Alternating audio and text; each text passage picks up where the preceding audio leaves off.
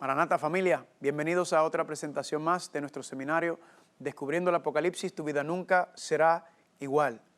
Hoy vamos a continuar estudiando las profecías que encontramos dentro de Apocalipsis capítulo 17 y profundizar más sobre las abominaciones de Babilonia, de esas doctrinas, esas prácticas que lamentablemente no vienen de la palabra de Dios, pero que han infiltrado dentro del cristianismo. Pero antes de empezar vamos a hacer una oración. Padre Santo, gracias por el privilegio que nos concedes nuevamente de venir aquí para estudiar tu santa palabra. Y necesitamos y te pedimos que tu Espíritu Santo nos ayude para que podamos entender estas cosas, Padre, y que podamos seguir y vivir de acuerdo a Él. Gracias por tus bendiciones y tu cuidado y te lo pedimos en el nombre de Jesús. Amén. Así que vayan conmigo por favor a Apocalipsis capítulo 17 y vamos a comenzar en el versículo número 1. Apocalipsis 17:1 dice: Vino entonces uno de los 7 ángeles que tenía las 7 copas y habló conmigo diciendo: Ven acá y te mostraré la sentencia contra la gran ramera, la que está sentada sobre muchas aguas, con la cual han fornicado los reyes de la tierra, y los moradores de la tierra se han embriagado con el vino de su fornicación. Ya anteriormente hemos hablado de este sistema, ¿verdad? La ramera, la mujer adúltera, prostituta, que está fornicando con los reyes de la tierra, y de esa relación ilícita se está produciendo este vino que embriaga a los moradores de la tierra.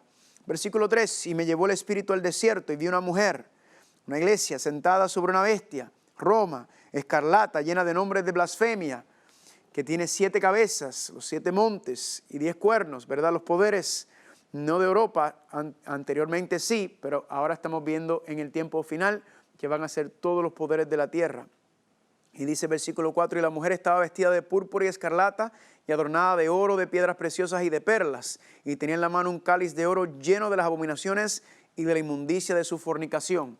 Como hemos estado estudiando anteriormente, familia, está hablando de este sistema que se levanta, y todas estas características que hemos estado estudiando señalan y apuntan hacia un sistema, como el sistema de la bestia, el sistema del anticristo, Babilonia, familia, y es el Vaticano con el cuerno pequeño, el rey pequeño, el anticristo, siendo el papado. Y recalco, ¿verdad?, hablando del sistema, la institución, sus prácticas, sus enseñanzas. ¿Por qué? Porque hay un pueblo fiel dentro de la Iglesia Católica que Dios está llamando a salir de ella, porque lamentablemente este sistema no está enseñando la palabra de Dios. Y eso es lo que hemos estado estudiando últimamente, estas abominaciones que ella le está dando al mundo de beber y que lamentablemente están bebiendo. Pero miren lo que dice el versículo 5.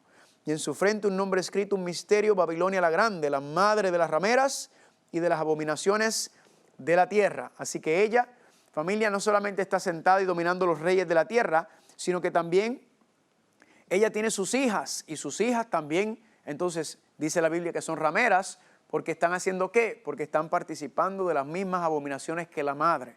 Entonces, el llamado para nosotros es a que no pervertirnos, a no contaminarnos con el vino, con las abominaciones de Babilonia. Y por eso estamos estudiando estos temas. ¿Para qué? Para identificar y para saber si verdaderamente en donde estamos parados, en el lugar en donde nos estamos congregando, si está participando de las abominaciones de Babilonia, si están siguiendo también en las enseñanzas y las doctrinas y las prácticas de ella. Porque si es así, entonces tenemos que salir, porque el llamado en Apocalipsis 18:2, en 18:4 es: salid de ella, pueblo mío. Y quiero que noten, familia, vayan conmigo a Apocalipsis capítulo 18, versículo 1, dice: Después de esto vi a otro ángel descender del cielo con gran poder, y la tierra fue alumbrada con su gloria. Y clamó con voz potente, diciendo: ha caído la gran Babilonia, y se ha hecho habitación de demonios y guarida de todo espíritu inmundo, y albergue de toda ave inmunda y aborrecible. Porque todas las naciones han bebido del vino del furor de su fornicación, y los reyes de la tierra han fornicado con ella, y los mercaderes de la tierra se han enriquecido de la potencia de sus deleites. En otras palabras, no son solamente, familia, cuando miramos el Vaticano, no es solamente la sede de la Iglesia Católica, no es solamente un país soberano, el Vaticano, una nación soberana, sino también, familia, es una corporación. Aquí está hablando de los tipos de mercaderes y hablando de negocios ilícitos. Y cuando miramos el sistema, familia, verdaderamente corre también como una corporación. ¿Y cuál es el problema? El problema es que la palabra de Dios nos ha dicho que la iglesia no es un negocio. La iglesia no es un negocio. La iglesia, ya Dios estableció los principios que la iglesia va a utilizar para poder crecer y establecer y hacer el trabajo necesario. Y ese sistema se llama los diezmos y las ofrendas. La iglesia no es un negocio, es aquel que utiliza la iglesia como un negocio, familia. Entonces, está contaminando la casa de Dios y está nuevamente dirigiendo la feligresía por un lugar equivocado. Pero dice el versículo 4, y oí otra voz del cielo que decía, salid de ella, pueblo mío, para que no seas partícipe de sus pecados, ni recibas parte de sus plagas. Gloria a Dios por este versículo, porque nos dice que están, ¿qué? Llamándonos a salir. Dios está diciendo, hay un pueblo mío allá adentro, pero quiero que salgan, quiero que vengan, que no participen de los pecados de Babilonia. Ahora, ¿qué es el pecado? El pecado es transgresión de la ley. Así que, ¿qué nos está diciendo? Apártense del pecado, apártense de pisotear mi ley y levanten toda mi santa ley, mis 10 mandamientos. Por eso decía Apocalipsis 14:12, que los que perseveran serán aquellos que los santos que guardan los mandamientos de Dios y que tienen el testimonio de Jesucristo. Ahora, cuando hablemos entonces de este sistema de la madre y sus hijas uniéndose, ya hemos hablado que nos está señalando y nos está llevando al movimiento ecuménico. El movimiento ecuménico que, como habíamos visto ya, comenzó en el año 1964, en el 64 con el Segundo Concilio Vaticano, donde la Iglesia Católica determinó que iba a comenzar entonces un programa para unir a todas las iglesias cristianas, familia. Y hemos visto, familia, que ha tenido mucho éxito en esto, ha avanzado mucho, y quiero compartir con ustedes esta visita que ocurrió en Roma, en el Vaticano, el 24 de agosto del año pasado. Y dice así: durante una audiencia con el Papa Francisco en el Vaticano, la moderadora del Comité Central del Consejo Mundial de Iglesias, Agnes Abum, y el secretario general de la CMI, el reverendo Dr. Olaf Tuet. Dice aquí, ¿qué es el Comité Central del Consejo Mundial de Iglesias, familia? Es donde las iglesias se reúnen, ¿verdad? Es un tipo de Naciones Unidas también, ¿verdad? Pero de iglesias cristianas. Y note lo que dice. Discutieron sobre la importancia de la unidad de los cristianos para aportar un verdadero sentido de justicia a los asuntos que el mundo afronta hoy. En la reunión también se habló sobre la forma de intensificar las relaciones en el movimiento ecuménico único. Aquí entonces nos está diciendo, familia, recalcando que estos se están uniendo, ¿verdad? Este movimiento ecuménico está teniendo éxito, donde el Consejo Mundial de Iglesias incluso también se han unido. Aquí también dice la doctora Agnes, dentro del mismo reporte, la unidad de la iglesia y la unidad de la unidad están conectadas entre sí, a lo que añadió que los esfuerzos ecuménicos no pueden lograr sus objetivos sin una comprensión profunda de lo que significa vivir juntos en el cuerpo de Cristo, en el amor de Cristo. Estamos trabajando, caminando y orando juntos, familia. Ella misma, familia, que es parte del liderazgo del Comité Mundial de Iglesias, está diciendo que sí, que estamos trabajando juntos, moviéndonos juntos con el cuerpo de Cristo, familia.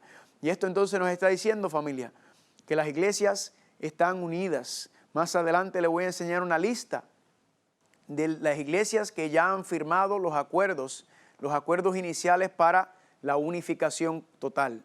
Para empezar entonces a crear este cuerpo que ya estamos advertidos en la Biblia, que es que Babilonia, ¿verdad? Babilonia no es solamente unir todos los gobiernos del mundo, sino también unir todas las iglesias del mundo, hacer un sistema, un sistema mundial en donde todo esto se una. Y la cabeza de todo esto, sabemos ya quién es, familia, ya sabemos que es el papado, es el deseo del papado, ser la cabeza. Ahora, en el tema anterior estábamos hablando sobre las abominaciones. ¿Por qué? Porque las abominaciones son las que van a unir este sistema, las abominaciones son las que van a unir las iglesias cristianas, son las que van a hacer, porque son puntos comunes de fe que ellos tienen, pero que como hemos estudiado, vamos a ver que son ¿qué? Son abominaciones, familia. Así que vamos a hoy estudiar otra abominación más y vamos a ver cómo el Señor nos está dirigiendo y preparando para las cosas que vienen. Vayan conmigo por favor al libro de Jeremías, Jeremías capítulo 32, y hoy vamos a continuar con otra abominación. Y vamos a ver que la abominación de hoy está ligada con la abominación anterior, que tenía que ver con ¿qué? Con los muertos, ¿verdad? Dice en Jeremías capítulo 32, versículo 34, antes pusieron sus abominaciones en la casa en la cual es invocada mi nombre, contaminándola. Nuevamente el concepto de que la casa de Dios se está contaminando con las abominaciones. Y edificaron lugares altos a Baal, los cuales están en el valle del hijo de Hinón. Recuerden esa frase, el valle del hijo de Hinón, para hacer pasar por el fuego a sus hijos y a sus hijas a Moloc. Por lo cual dice Dios, yo no les mandé, ni me vino el pensamiento que hiciesen esta abominación. ¿Para hacer qué? Para hacer pecar a Judá. Aquí, familia, nos está hablando que en los tiempos de Jeremías, el pueblo, ¿qué estaba haciendo? Estaba participando de las abominaciones que estaban haciendo. ¿Y cuál era la abominación? Que estaban edificando lugares altos a Baal y estaban haciendo pasar por fuego a sus hijos y sus hijas a un dios pagano llamado Moloc. Ahora, ¿cuál era la situación? Bien sencillo. Los paganos pensaban que cuando les veían alguna tragedia, por ejemplo, no llovía o estaban perdiendo guerras o alguna enfermedad, ellos entendían que eran castigos de sus dioses. Entonces, para poder apaciguar la ira de su Dios, la creencia de ellos era que tenían que llevar y sacrificar niños y niñas, ¿verdad? Bebés. Entonces, al sacrificar a los niños, a los bebés, entonces entendían que la ira de ese dios pagano se apaciguaba y se tranquilizaba. Y eso era lo que hacían los paganos y pues si querían hacer eso, allá ellos, ¿verdad? Pero el problema que nos está diciendo Jeremías capítulo 32 es que esta práctica pagana se estaba trayendo dentro de la iglesia. Esta práctica pagana la estaban participando los mismos hijos de Dios, dentro, familia, del pueblo, dentro del pueblo, dentro de donde estaba Dios, diciendo que estaban contaminando mi santuario. ¿Y cómo entonces podemos entender esto, familia? ¿Cómo es que se manifiesta todas estas abominaciones hoy en día? Pues, familia, es bien sencillo. Y me pregunto, ¿será que hoy en día en el cristianismo hay alguna creencia en el cual nosotros pensamos que la ira de Dios no puede, está encendida y la ira de Dios se tiene que manifestar por medio de alguna creencia que tenemos en el cual Dios está muy, muy molesto con nosotros, ¿verdad? Pues, familia, les voy a explicar y vamos a ir directamente al grano. Este concepto de la ira de Dios y que va a castigar y torturar familia se llama el concepto del infierno. Esta abominación que está hablando en este tiempo era literalmente, se aplica, vamos a ver, de manera simbólica ahora en estos tiempos, en el contexto de que el infierno, ¿qué es? El infierno es el lugar en donde la ira de Dios se está llevando a cabo sobre los perdidos. La ira de Dios está azotando a los perdidos, pero noten que esa ira será ¿para cuándo? Será eternamente y para siempre. Es el concepto del infierno. La gente piensa que Dios va a estar airado y los perdidos van a estar en el infierno sufriendo por el resto de la eternidad. Y cuando entendemos eso, es interesante porque yo digo, ven acá, incluso la ira de los dioses paganos se apaciguaba, ¿verdad?, con esos sacrificios de niños. Pero ¿cómo entonces es que el Dios de amor que nosotros servimos, va a también tener a la gente siendo castigada y torturada por el resto de la eternidad, familia? Entonces la ira de Dios nunca se apacigua.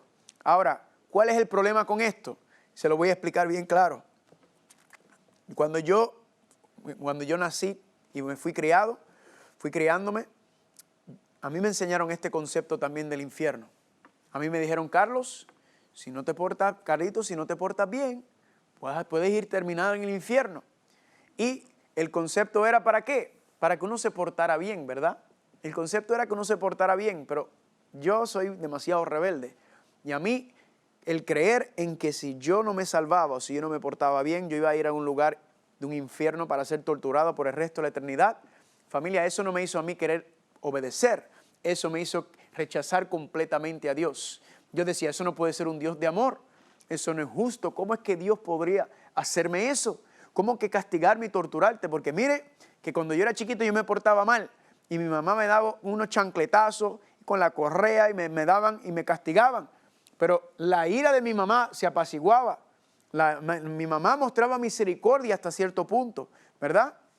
Y el castigo paraba en algún momento, fuera el castigo de estar en el cuarto, fuera el castigo de una pela con la correa, pero paraba. Entonces yo en mi mente yo decía, pero ¿cómo es posible que mi mamá pueda tener misericordia y Dios no? Que Dios me va a tener castigando y quemado y siendo comido por gusanos y fuetazos por el resto de la eternidad. Pues familia, eso me hizo a mí no querer saber de Dios. Yo dije, ese Dios de los cristianos, ese es un sádico. Yo no quiero saber de ese Dios y así estuve por la mayoría de mi vida sin querer ni saber de Dios. Pero eventualmente, familia, el Señor me encontró y yo dejé entonces que entrara y le diera la oportunidad. Y con ustedes entonces voy a compartir, familia, cómo fue que pude llegar y entender qué exactamente es este concepto del infierno que vamos a estudiar ahora. Es el concepto del lago de fuego. Así que para entender este concepto, familia, vamos entonces a comenzar con el concepto del que Dios es amor. Recuerden, habíamos hablado que Dios es amor. El fundamento de toda creencia y práctica cristiana es que Dios es amor. Y si se desvía en algún momento del amor de Dios, entonces sabemos que no viene de Dios. Así que vamos a empezar con la primera pregunta que nos vamos a hacer para estudiar y entender qué es este concepto del infierno, el lago de fuego. Primero, ¿hay alguien en el infierno ahora mismo? La pregunta, ¿será que hay alguien en el infierno ahora mismo? Pues miren cómo dice Hechos capítulo 2, versículos 29 y 34. Hermanos del patriarca David, os puedo decir confiadamente que murió y fue sepultado. Y su sepulcro está entre nosotros hasta el día de hoy, porque David no ascendió a los cielos. En el tema anterior, familia, habíamos estudiado sobre la muerte y vimos que cuando la persona muere, ¿qué sucede?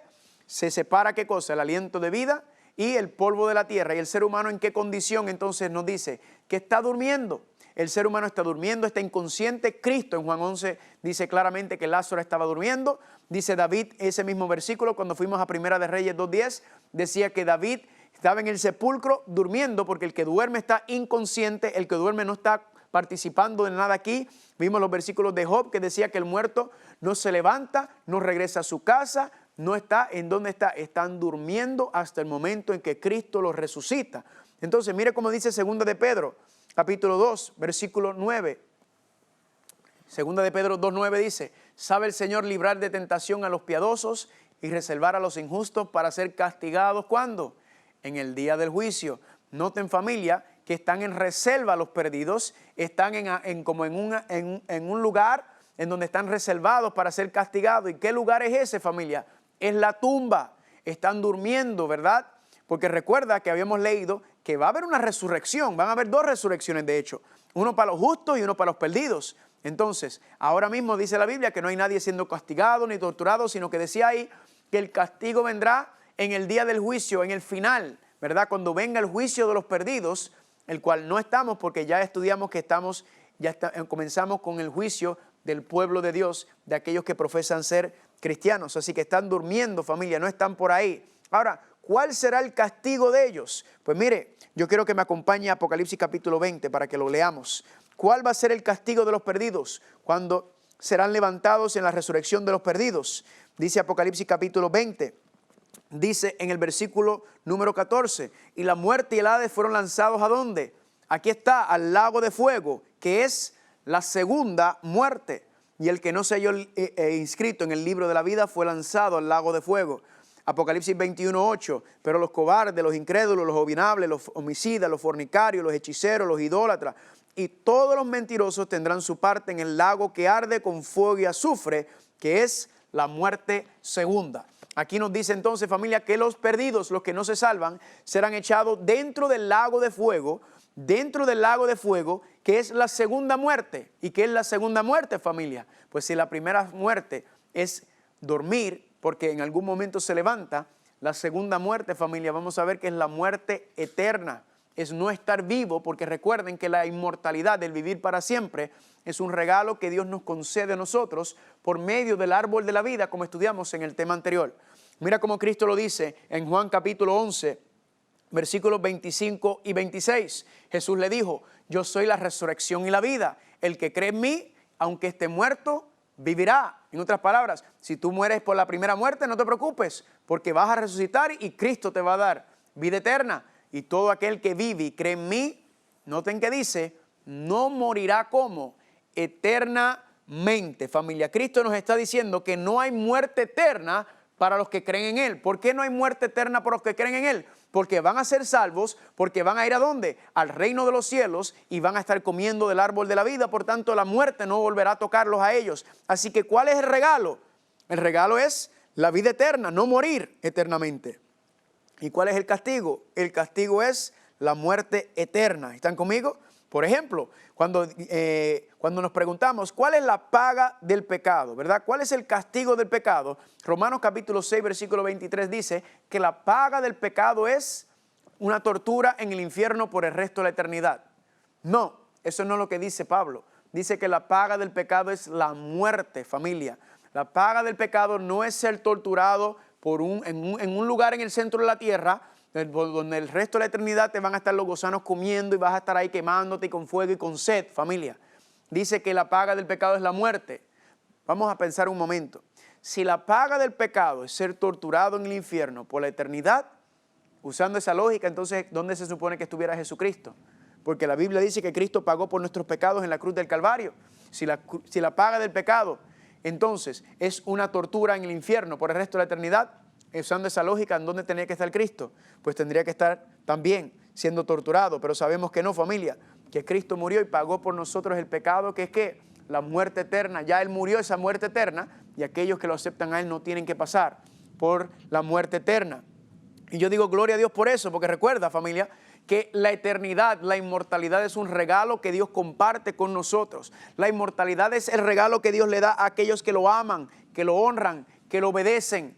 Ese es el regalo que va a ser dado por medio del árbol de la vida que vimos en Apocalipsis capítulo 21 y 22, donde dice que en el cielo nuevo y en la tierra nueva ya estará el árbol de la vida nuevamente, y nosotros de mes en mes y de sábado en sábado vendremos todos a estar comiendo cada mes del árbol de la vida. Así que yo digo gloria a Dios.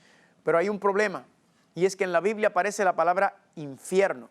Mírenlo aquí en Mateo capítulo 5, versículos 29 y 30. Pues mejor te es que se pierda uno de tus miembros y que no sea tu cuerpo no sea lanzado al infierno. Aquí nos dice, familia, Cristo dice, mejor que te pierda, que te corte un brazo, una oreja, un ojo, a que tú seas lanzado al infierno. Ahora, las personas dicen, ahí está la palabra infierno.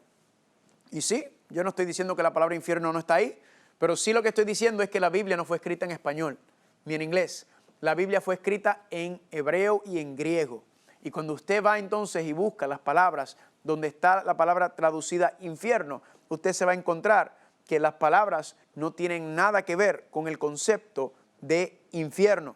La palabra se utiliza Sheol, que significa sepulcro. Se utiliza la palabra Hades, que también significa sepulcro. Se utiliza la palabra tártaro, que tártaro significa un lugar oscuro, que es cuando se utiliza en 2 de Pedro capítulo 2, versículo 4. Y hay una parte en donde la palabra infierno está traducido de la palabra Gehenna. Ahora, la palabra Gehenna se utiliza 12 veces en las escrituras griegas, y la palabra Gehenna, cuando es traducida a la palabra infierno, entonces nos está tratando de decir algo sobre el Gehenna, porque todas las demás definiciones significan un sepulcro, ¿verdad? Estar en la tumba, estar durmiendo, estar en un lugar reservado, inconsciente. Pero cuando hablamos entonces del Gehenna, entonces las cosas cambian un poquito. ¿Qué era el Gehenna?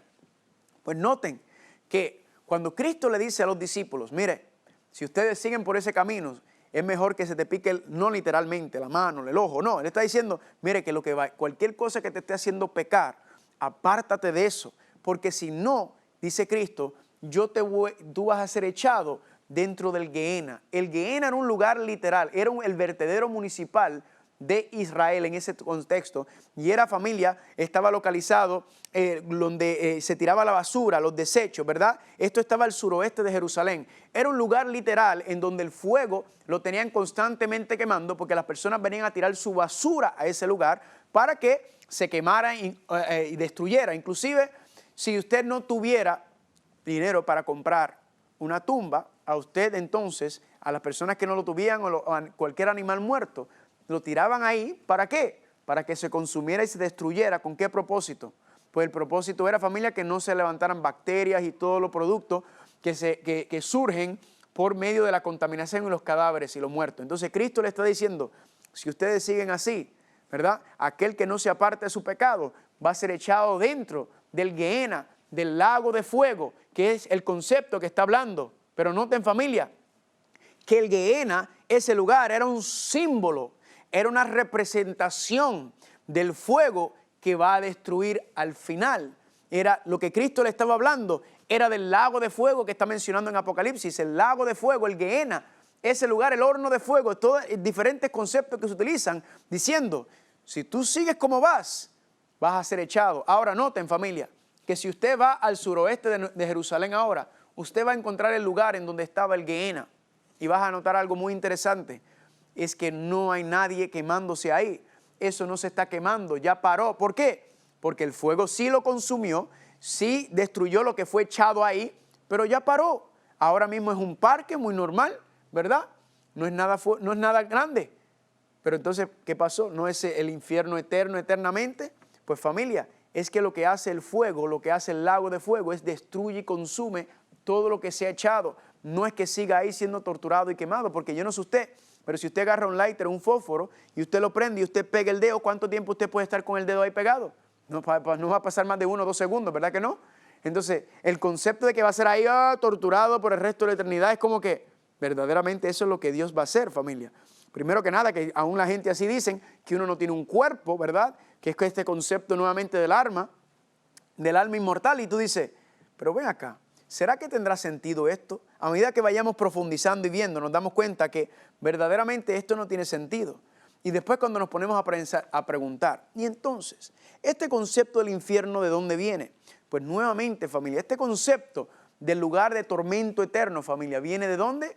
Pues viene del paganismo, de la mitología pagana. Como habíamos dicho anteriormente, Babilonia, Medo-Persa, Grecia, el Imperio Romano. Cuando vemos eso, familia, nos damos cuenta que todas esas creencias paganas pasaron y pasaron. Y cuando vamos a Grecia específicamente, hay algo muy interesante que se conoce como el Hades, ¿verdad?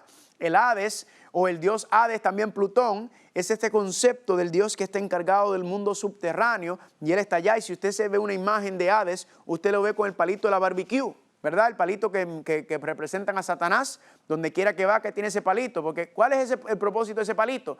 El propósito de ese palo es que cuando tú te estés cocinando en el infierno, ellos quieren asegurarte que tu muslo no sea muy crudo, para que cuando el diablo te muerda, no le vaya a dar una enfermedad o algo, ¿verdad? O que se te vaya a sobrecocinar el codo y tenga un mal sabor. Ese es el concepto, eso es lo que está haciendo, familia. Eso no viene del cristianismo, eso viene del paganismo. ¿Por qué? Porque la creencia era que también había un mundo subterráneo dentro de ¿dónde? Dentro de la tierra. Es interesante notar que hace poco estuve viendo en National Geographic, tienen un documental llamado El Mapa del Infierno. Y yo pues pensé, aquí van a hablar lo mismo del infierno, que el infierno es un lugar de tormento eterno. Pero cuando me lo puse a ver el programa, me sorprendí.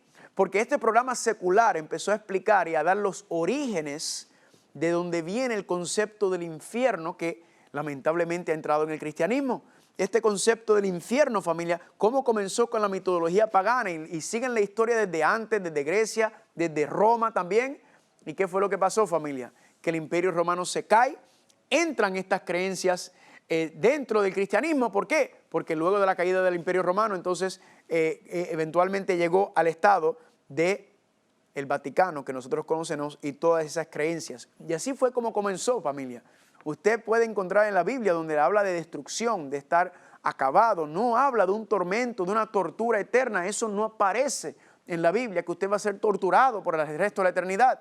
Pero miren aquí esta cita que interesante del Papa Clemente VI. Dijo, nadie fuera de la obediencia al Papa de Roma en última instancia puede ser salvado. Todos los que se han levantado contra la fe de la Iglesia romana y murieron en la impenitencia final han sido condenados y se han ido ¿a dónde? Al infierno. Aquí, familia, esto es lo que está el concepto. ¿De dónde viene esto, familia? Esto viene de la mitología pagana. Esta creencia, familia, viene del siglo XIV, cuando se dice estas cosas. Mira lo que dice el Papa Eugenio IV también. Las almas de aquellos que mueren en pecado mortal actual o con solo el original, bajan inmediatamente al infierno para hacer ¿qué? Para ser castigados, familia. Podemos pasarnos todo el día viendo citas en donde los papas y los fundadores de la iglesia diciendo que el concepto del infierno es que cuando te pierdes, cuando te mueres, vas directito al infierno a empezar a ser castigado. La Biblia no dice eso. La Biblia dice que están reservados, que están durmiendo, ¿verdad? Los perdidos están durmiendo. Los perdidos no están siendo torturados ni tampoco están en el reino de los cielos, familia. La Biblia dice que el perdido todos están durmiendo. A mí me pasó una vez que fui a un funeral y el ministro dice, la persona que estaba muerta dice que el fulano de tal está descansando en paz. Y luego dije, no, porque fulano de tal está en el reino de los cielos. Y yo me confundí porque yo era chiquito y dice, pero ven acá, ¿está ahí descansando en paz o está en el cielo? Note que cuando usted va a un funeral nunca nadie está en el infierno, ¿verdad? Todo el mundo va al reino de los cielos cuando tú vas a un funeral. Familia, esa es parte de toda esta cultura que tenemos una comprensión errónea de lo que es la muerte. La Biblia nos aclara que la muerte es dormir, es descansar, es ir a la tumba, familia.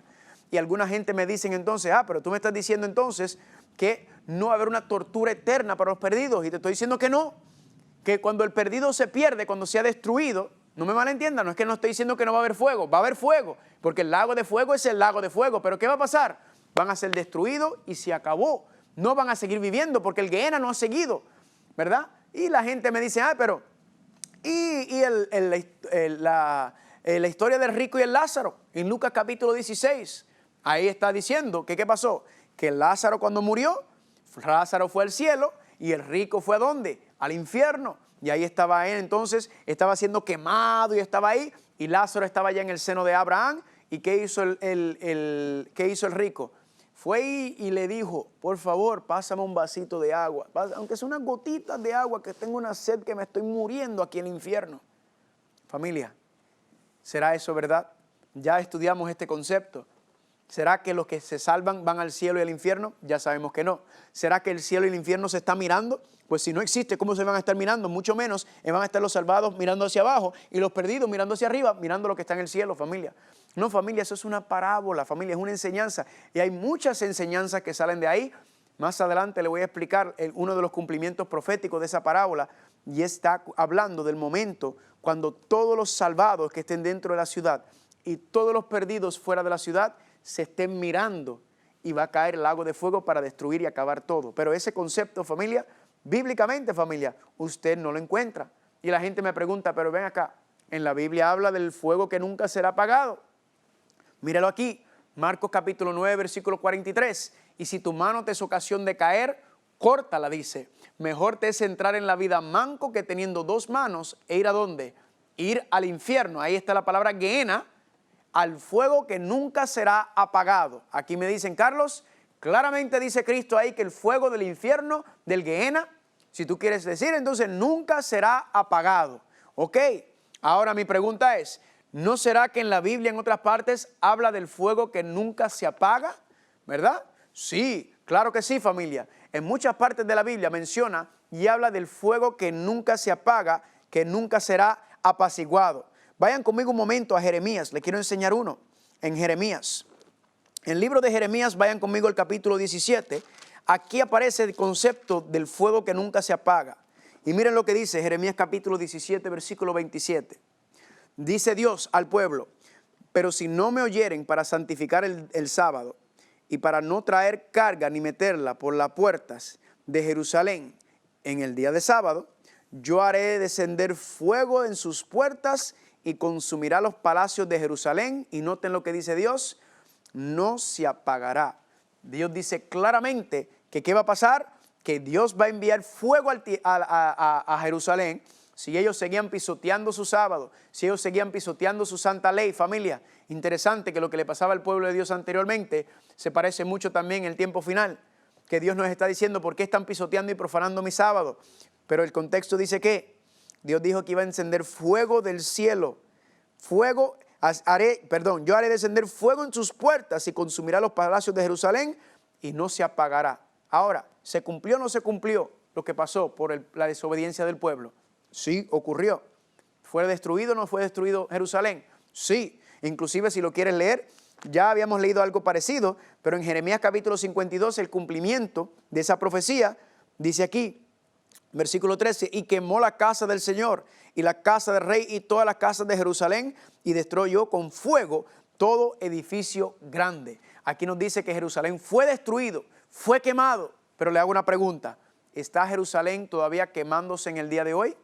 ¿Todavía está siendo consumidos los palacios y las casas de Jerusalén? No, el fuego estaba, el fuego destruyó. ¿Y qué pasó? Cuando ya no tenía más nada que destruir o quemar, ¿el fuego qué hizo? El fuego se apagó. En otras palabras, el fuego que nunca se apaga son esos fuegos que parecen que es imposible apagarlos por la fuerza y la furia y la velocidad que vienen, pero eventualmente se apagan. Otro ejemplo en Judas, capítulo 1, el único capítulo de Judas, versículo 7, dice, como Sodoma y Gomorra y las ciudades vecinas, las cuales de la misma manera que ellos fueron puestos, por ejemplo, sufriendo el castigo del fuego eterno. Familia, la Biblia nos dice claramente que Sodoma y Gomorra sufrieron el castigo ¿de qué? Del fuego eterno. Ahora le hago una pregunta. ¿Está Sodoma y Gomorra todavía siendo castigados hoy en día? No. ¿Qué fue lo que hizo el fuego que cayó sobre Sodoma y Gomorra? Familia, lo destruyó, lo terminó y lo acabó. No quedó nada, no quedó residuo, quedó ceniza porque fue destruido. ¿Por el qué? Por el fuego eterno, por el fuego que no se apaga. Y alguna gente a veces me dicen, pero ven acá, Carlos, entonces el fuego eterno no es que durará para toda la eternidad.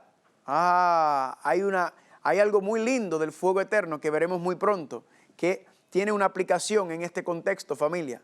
Ahora, cuando habla del concepto, para aclarar un poco el concepto de eterno, el concepto de para siempre o por los siglos de los siglos, es importante notar que cuando se utiliza esos conceptos y cuando se está refiriendo al ser humano, está hablando que eso durará mientras la persona viva, mientras la persona esté respirando, mientras la persona esté todavía en la tierra. Ahí se utiliza el concepto y lo voy a mostrar más fácil. Primera de Samuel capítulo 1 versículos 22 y 28. Pero Ana no subió, pues dijo a su marido, no subiré hasta que el niño sea destetado. Entonces lo llevaré para que se presente delante del Señor, y noten aquí, y se quede allí para siempre. Aquí nos está diciendo, familia, que el Señor, Ana, le había pedido un hijo a Dios. Ella no podía tener hijos, ¿verdad?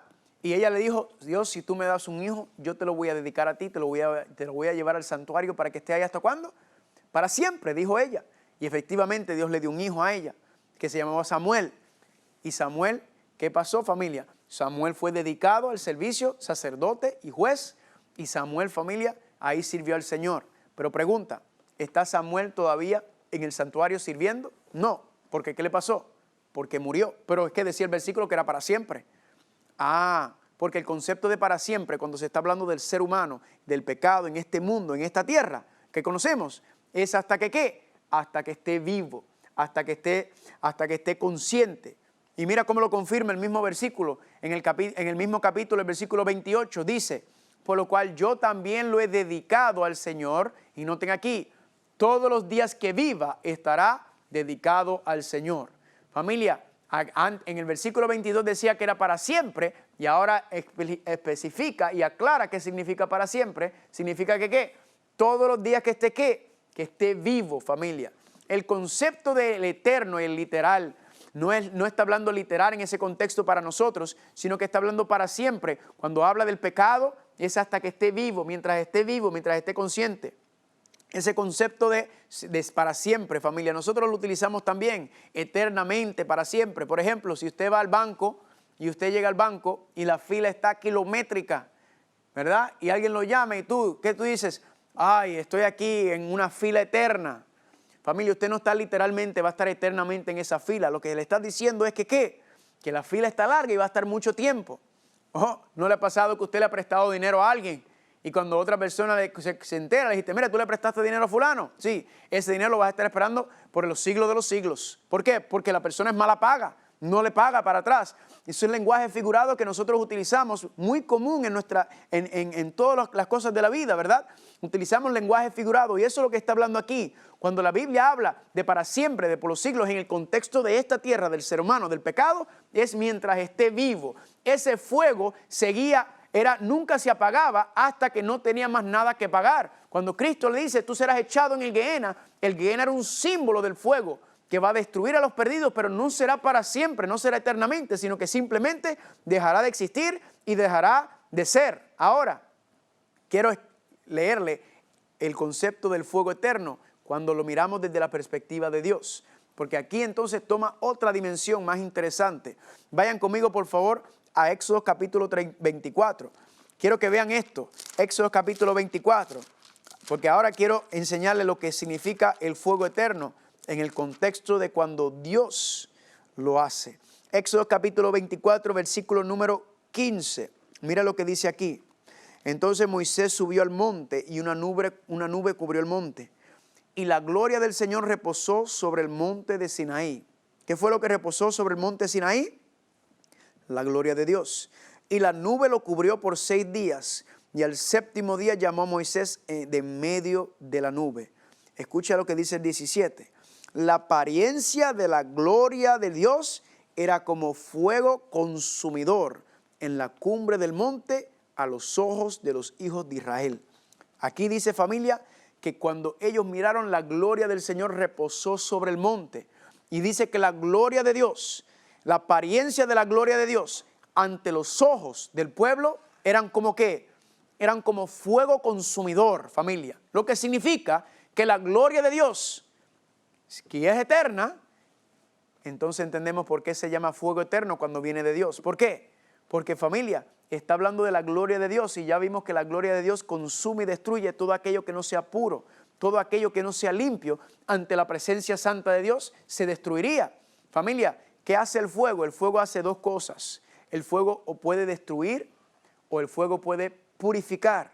En el contexto, familia, del pecador, del pecado, de las cosas de esta tierra, cuando dice que vendrá Cristo con toda la gloria, con todo el fuego, para venir a ¿qué? A acabar y terminar con esta tierra, familia. Cuando dice que serán deshechos los elementos y se fundirán, lo que está hablando, familia, es el concepto de que va a ser destruido por la gloria de Dios, porque Cristo vendrá con la gloria del Padre, con la gloria de los ángeles y con su propia gloria.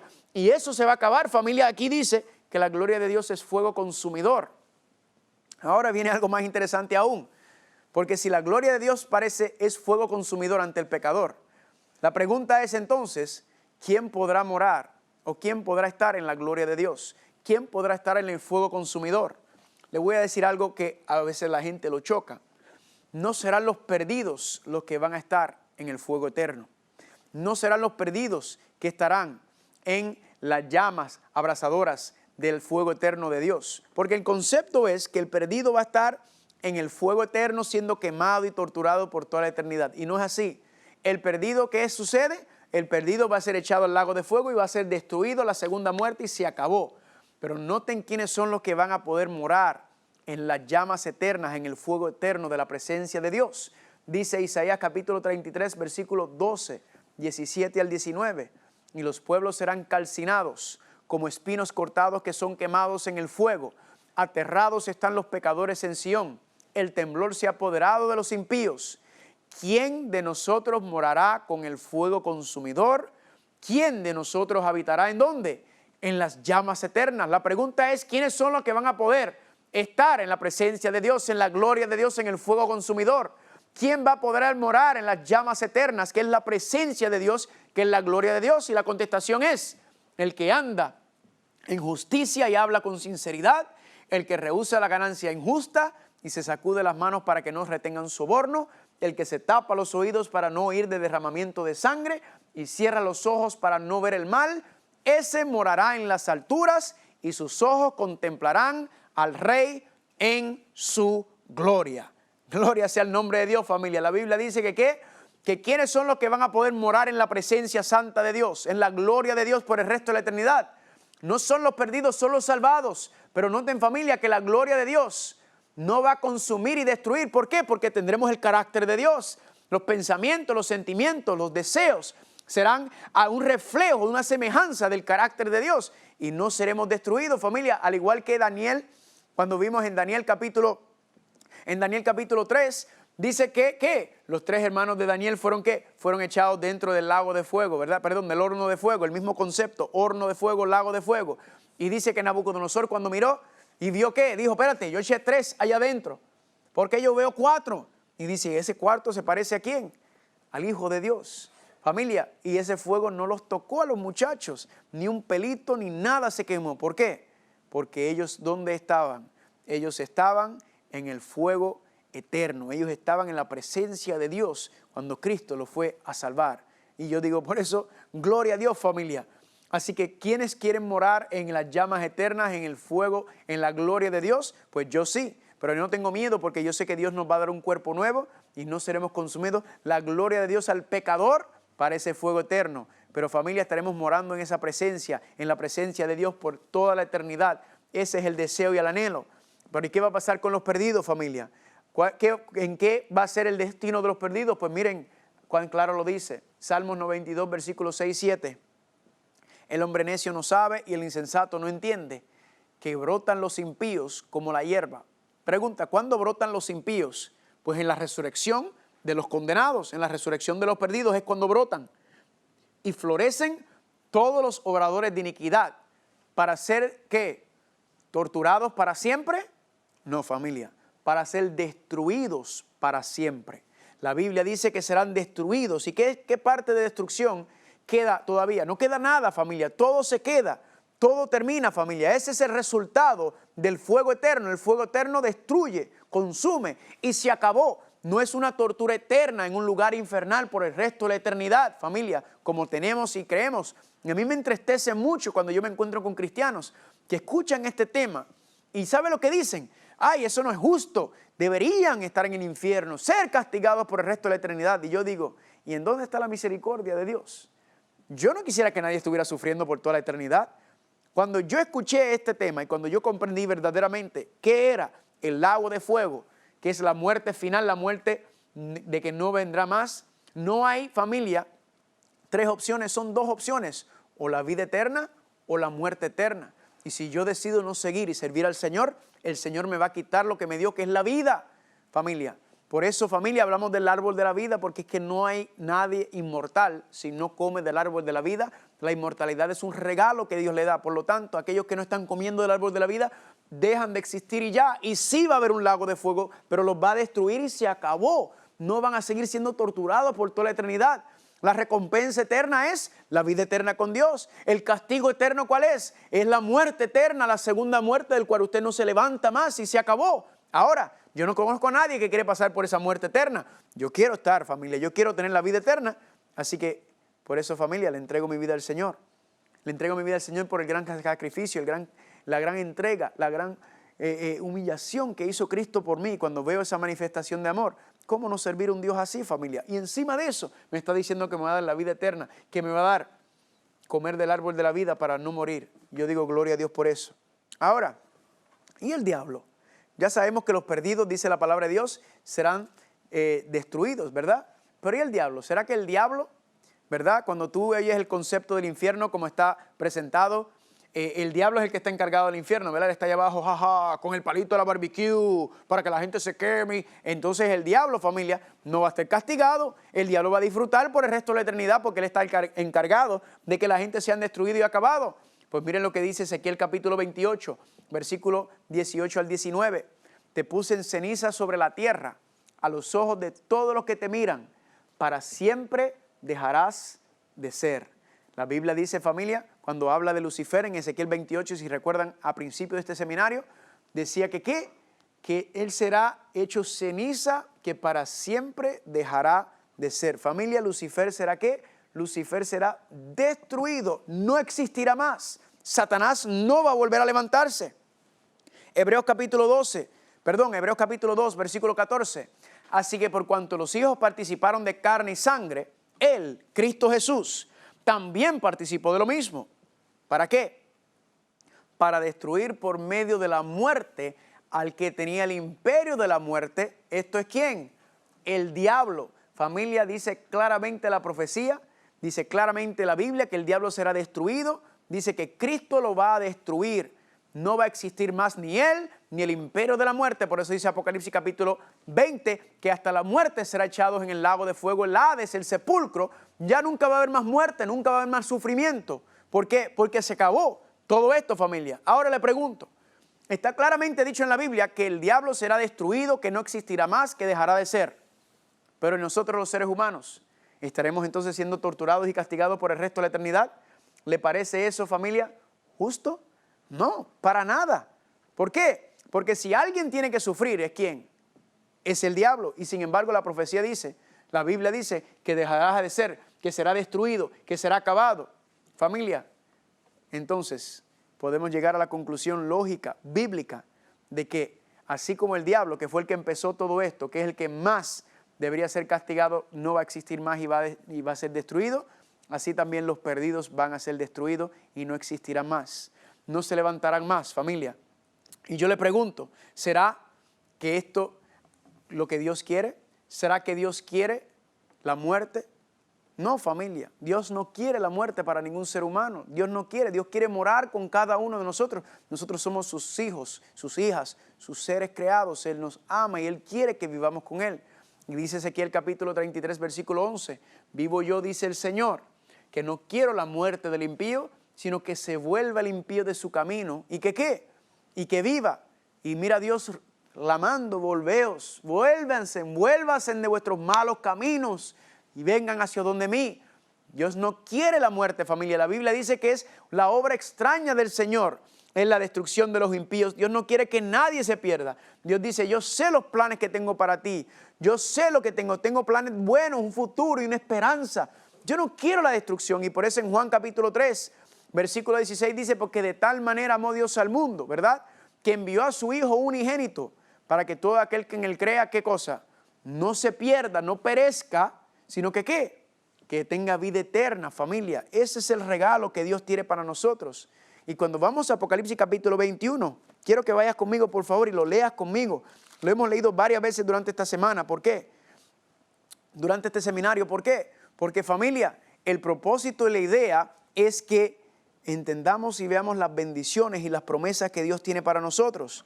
Dice Apocalipsis capítulo 21, y vi un cielo nuevo y una tierra nueva, porque el primer cielo y la primera tierra pasaron y el mar ya no existía más. Pregunta, ¿está hablando ahora? No. Esta tierra sigue siendo el mismo cascarón viejo. Esto está diciendo que ¿qué? Que en el futuro el Señor ¿qué va a tener? Un cielo nuevo y una tierra nueva. Y miren lo que dice en versículo 3. Y oí una gran voz del cielo que decía, he aquí el tabernáculo de Dios con los hombres.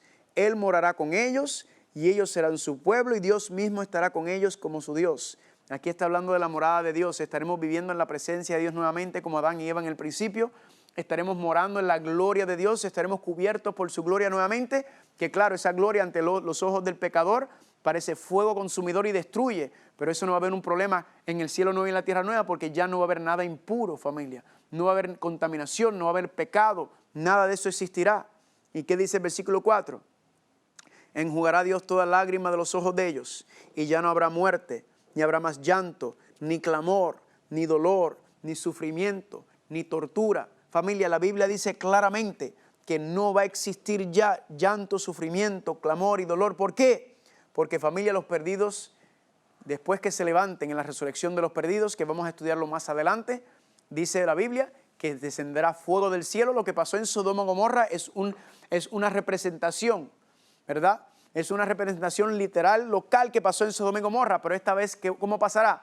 Pasará en toda la tierra y Dios va a descender fuego del cielo y serán consumidos y destruidos todos los que se encuentran fuera de la ciudad, todos los que han rechazado la salvación. Por eso decía en Apocalipsis capítulo 20, cuando leíamos en el versículo 11, decía que vi un trono blanco. ¿Y qué pasaba? Los muertos estaban en pie ante ella. Los muertos estaban ahí ¿para qué? Para ser sentenciados. Dice que fueron juzgados por lo que estaba escrito en sus libros. ¿Y qué pasó? Cayeron en el lago de fuego eterno, fueron echados y fueron destruidos y no existirá nunca más y para siempre. Y por eso yo digo, familia, gloria a Dios. ¿Por qué? Porque cuando yo supe esta verdad, cuando yo entendí eso, incluso yo cuando era chiquito, yo decía, mira, si Dios es justo y yo decido no seguir a Dios, lo justo sería que me quite la vida y que yo no viva más. Eso es justo, pero castigarme por el resto de la eternidad, eso no tiene cara de justicia, eso no tiene cara de amor de Dios. Y cuando yo entendí esto y cuando comprendí esto, yo dije, gloria a Dios, porque esto es un Dios a quien yo puedo servir. Escúcheme bien, familia, Dios es misericordioso y paciente y la gracia de Dios se le extiende a todos los que lo aman y lo honran para siempre. Pero familia, la misericordia y la paciencia de Dios tiene límite con los tercos, con los arrogantes, con los desobedientes. Dios no va a permitir que el pecado, el sufrimiento, la maldad exista para siempre. Porque el pecado, familia, trae ese sufrimiento, ese resultado de desobedecer a Dios. Dios no va a permitir que eso ocurra para siempre, sino que solamente la inmortalidad, la vida eterna será dada a aquellos que aman y honran al Señor y puedan comer del árbol de la vida. Y por eso, familia, tenemos que tener cuidado, porque a veces nosotros decimos, familia, que nosotros queremos que Dios nos dé los deseos de nuestro corazón. Pues mucho cuidado con lo que pida, porque si los deseos de tu corazón están para las cosas de este mundo, para los placeres, los deleites, las diversiones de este mundo, por encima de las cosas de Dios, familia, entonces Dios te va a dar los deseos de tu corazón. Pero cuando Dios te dé los deseos de corazón, que es este mundo, Dios va a destruir y consumir la superficie de esta tierra. Y si tú entonces anhelas las cosas de este mundo más que las cosas de Dios, lamentablemente serás destruido. No porque Dios quiere destruirte, sino porque Dios te está dando los deseos de tu corazón. Y si tú prefieres las cosas de este mundo, pues tómalo. Al igual que hizo con las codornices, ¿verdad? Dios dijo, ustedes quieren codornices, ustedes quieren carne. Ahí tienen, hártanse de codornices. Y hasta que le salió por la nariz y los ojos y los oídos y se enfermaron. Pues familia, ¿usted quiere el mundo? Dios dice, si eso es lo que tú quieres, ahí tienes. No es lo que Dios quiere para nosotros. Contrario, si tus deseos son para las cosas del cielo y tú tienes los pies en la tierra, pero estás pensando ya en la patria celestial, pues familia, Dios también te lo va a dar, porque Dios nos va a dar los deseos de nuestro corazón. Así que familia, asegurémonos que nuestro corazón esté en el lugar correcto. Ay, es que yo no anhelo las cosas de Dios, es que yo no deseo las cosas de Dios, y yo no tengo ganas de orar y de estudiar y nada de eso. Familia, eso no es problema, porque dice claramente en Mateo capítulo 7, versículo 7, Cristo dice que pide y se os dará, busca y hallaréis. Pídele al Señor el deseo y el anhelo de querer estudiar su palabra. Recuerden, las profecías no salvan, familia. El que salva es Cristo Jesús, y tu relación diaria con Él es lo que te va a salvar. Ahora, cuando tienes una relación diaria, cuando tienes comunión diaria con el Señor, ¿qué es lo que va a pasar? Te vas a ir enamorando del Señor. Te vas a aferrar al Señor, lo vas a ver más dulce que la miel, familia. ¿Y qué sucede entonces cuando tengas esa experiencia con el Señor? Entonces vas a escuchar las profecías, porque el Señor nos da las profecías para prepararnos y advertirnos de las cosas que van a pasar. Familia, esa es la clave. Si a usted le interesa un plan de estudio, de oración y estudio, nos puede escribir, va a ver al final de este programa, donde está el correo electrónico, nos puede escribir y yo le voy a enviar un plan de oración y de estudio para que usted empiece ese caminar con el Señor, porque esa es la base de la salvación, familia. Escúchame bien, si no nos enamoramos de Cristo Jesús, no vamos a ir al reino de los cielos, porque o te enamoras de Cristo o estás enamorado del mundo. Y de donde esté tu corazón, donde estén tus deseos, ahí es donde Dios te lo dará. Familia, yo digo gloria a Dios que el carácter de Dios ha sido vindicado, porque cuántos ateos, cuánta gente que se ríe y se burla, cuántos cristianos, familia, que están en las iglesias, están ahí por más miedo de perderse que por amor a Cristo Jesús, familia. No, este es el mensaje que nos está dando Dios. Él nos está diciendo, yo te amo, yo no quiero, pero yo voy a terminar con esto. Y yo quiero que tú estés del lado mío cuando yo termine con esto, porque yo te quiero dar lo que ojo no ha visto, oído escuchado y mente ha concebido, familia. Estas son las buenas nuevas, familia. No es que Dios quiere destruirlos, pero es que Dios no va a permitir que esto vuelva a suceder. Y por eso dice el profeta Nahum que nunca más se levantará la aflicción, nunca más volveremos a pasar por este problema. ¿Por qué? Porque estamos viendo las consecuencias en nuestra vida. Gloria a Dios, porque el carácter de Dios ha sido vindicado hoy y Dios quiere mostrártelo. Que Dios te bendiga abundantemente y para siempre.